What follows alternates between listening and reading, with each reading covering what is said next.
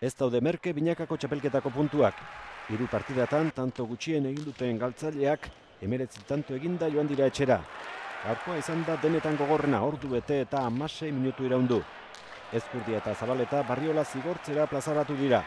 Sasoi betean daude biak, baina Leitzarrak lan bikaina egin du eta bere defentsa zulatzea kosta egin zaie. Joseba baini asko eman diogu atzera, Abel imina egiteko, eta Abel ikaragarri defenditu da, eta oso ongi pelota zai asko eraman ditu. Irujo saiatu da, aukera izan duen bakoitzean jokoan sartu eta min egiten. Bete-beteko partida izan da, laurak aritu dira maila honean.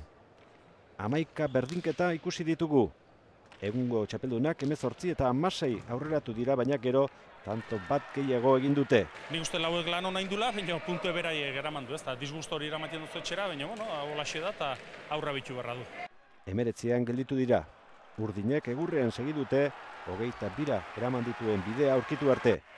Ezkurdiak eta Zabaletak iazko txapelketan 6. jardunaldira arte ez zuten punturik atera. Aurten asko hobeto hasi dira, aurreneko jardunaldian txapeldunak menderatu dituzte.